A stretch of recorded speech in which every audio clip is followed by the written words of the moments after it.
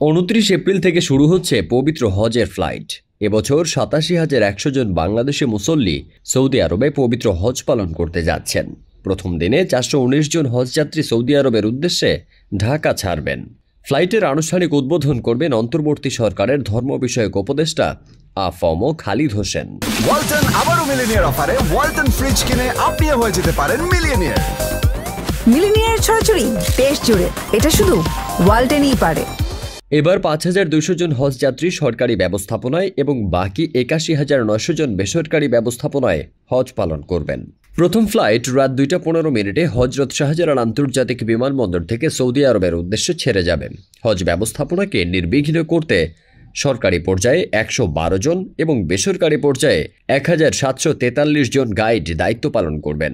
পাশাপাশি ৭০ জন মোয়াল্লেম হজ যাত্রীর সার্বিক সহায়তা করবেন। হজ যাত্রী পরিবহনের জন্য প্রস্তুত রয়েছে বিমান বাংলাদেশ এয়ারলাইন্স সহ ৩টি এয়ারলাইন্স। ৩১ মে পর্যন্ত হজের ফ্লাইট চলবে। ফিরতি ফ্লাইট শুরু হবে ১০ জুন এবং শেষ হবে ১০ জুলাই। এবছর বিমান বাংলাদেশ এয়ারলাইন্স পরিচালনা করবে ১১৮টি, সৌদিয়া ৮০টি এবং নাস এয়ারলাইন্স ৩৪টি হজ ফ্লাইট।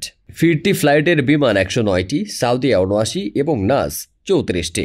১৪৪৬ হিজরি ৯ জিল হজ অর্থাৎ চাঁদ দেখা সাপেক্ষে ২০২৫ সালের ৫ জুন পবিত্র হজ অনুষ্ঠিত হবে। হজের অন্যতম গুরুত্বপূর্ণ অংশ হল আরাফাতের ময়দানে হজের খুতবা, যা ৯ জিল হজ মসজিদে নামিরা থেকে দেয়া হয়। এবারও বিশ্বের বিভিন্ন দেশে সরাসরি সম্প্রচারিত হবে হজের খুতবা এবং তাৎক্ষণিক অনুবাদ করা হবে ২০টি ভাষায়।